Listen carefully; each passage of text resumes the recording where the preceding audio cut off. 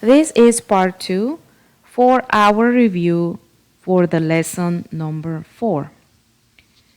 Grammatical point 4.3 is focused on stem changing verbs from E to I. Previously, we have discussed the stem changing verbs going from E to IE and going from O to UE. Those are explained in the previous video. We have an additional set of verbs which go from E to I. So in this case, we have the verb pedir, which means to ask for or to request, okay? So in this case, the verb, this E, it doesn't go to IE, but it goes simply to I. How do we know? Because usually when we have a list of verbs, we are going to see in parentheses that it says either from E to I or from E to IE. Before, we hadn't really paid attention to this, but now that we're talking about this topic, probably you will see it more often. So in this case, we are going to change the stem, and instead of pedir going to PED, is going to go to PID.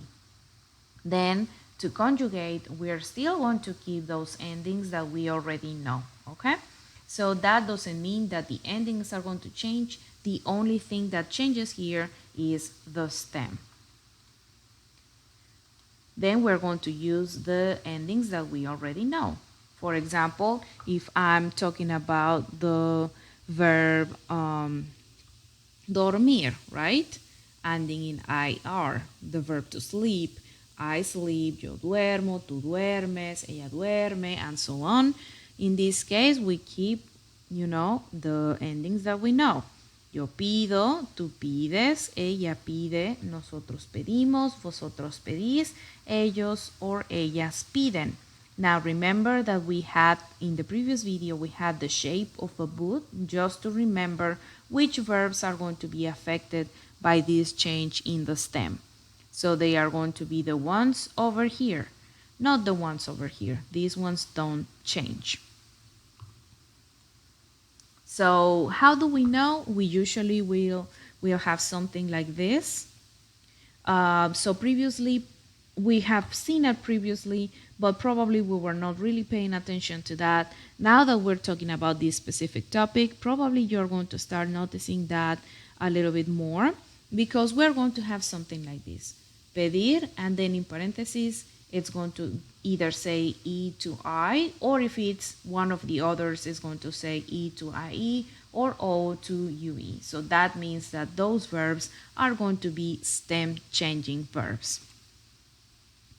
So here we have some examples of those stem changing verbs going from E to I. So we have the verb conseguir, which means to get or to obtain. Decir, which means to say or to tell. Repetir, that means to repeat. Seguir, that means to follow, to continue, or to keep doing something. So in here we have the example as before. Pido favores cuando es necesario. I ask for favors when it's necessary. Sigue con su tarea. Okay? So he continues with his homework. So we can see that the verb is seguir, and it went from E to I. And in here, the verb that we had before, going from E to I as well.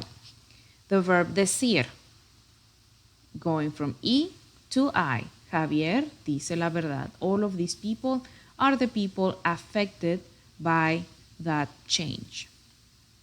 Consiguen ver buenas películas. They get to see good movies. Same thing. Consiguen, ellos, they get. Okay? So that is going to also be affected if we want to use that same verb with the nosotros subject or vosotros subject. You don't have to worry about that, because that is not going to change in the conjugation. Of course, we, as I said before, we are still going to use the endings that correspond to the people, but in that case of talking about nosotros or vosotros, we don't have to worry about the stem change. Now let's go to grammatical point 4.4, and we're talking about verbs with irregular yo forms, okay? So not only we have regular verbs, irregular verbs, stem changing verbs, but we also have some verbs that change only in the yo form. So some people, just to make it easier and to give you a hint or give you a clue, they call these verbs, especially these ones that we have here, the yo-go verbs. Why do we call them this way? Because the only time that they change is when they go along the yo form, and they change by adding go. So for example, in here we said decir, which means to say, goes to digo in the yo form. Tener means to have, goes to tengo in the yo form, I have. Venir means to come, and it goes to vengo. Yo vengo, which means I come. Here are some common expressions with the verb decir. Decir la verdad, decir que, decir mentiras, or decir la respuesta. Now remember, if we are using this verb with the yo form, is going to say digo, okay? Like in here. Digo la verdad, I tell the truth. Digo que hace frío, I'm saying that it's cold. Digo mentiras, I tell lies. Digo la respuesta, I say the answer. And we have more examples in here. Okay? We have the verb hacer, to do, poner, to put, salir, to leave or to go out, suponer, to suppose or to guess, traer, to bring. Okay? As you can see, only in the yo form they change, and they add a G that it's coming from I don't know where. So we say hago, pongo, salgo, supongo, traigo. Okay? I do my homework. Hago mi tarea. Okay? Salgo con mis amigos. I go out with my friends. Now, if you can see, the rest do not change. Okay? That's why they are particularly just called yo-go form.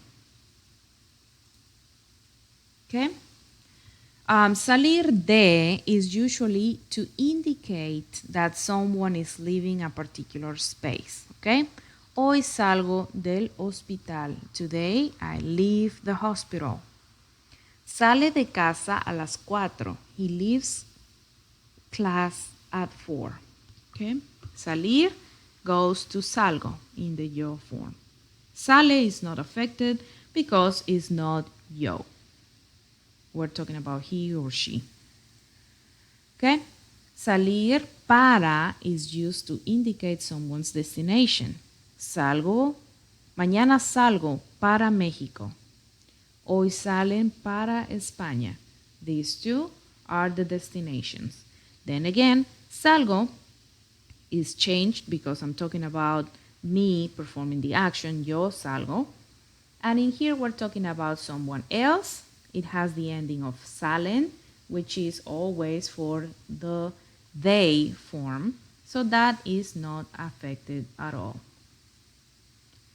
Now we have other rules as well. Another way how irregular verbs can be affected in the yo form. We don't only have the yo-go form, but we have some other irregular forms, like in the verb ver or oír.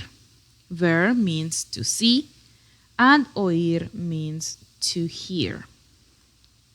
So these ones, you guys have to really study them and learn these conjugations separately, because there's not really a lot of hints or clues for these ones. These are going to be, very straight to the point. They are going to change this way and that way only. Although, as you can see, they are only changing in the yo form. Yo veo, and then the rest stays the same. Es, emos, like we already know that those are the endings for our verbs.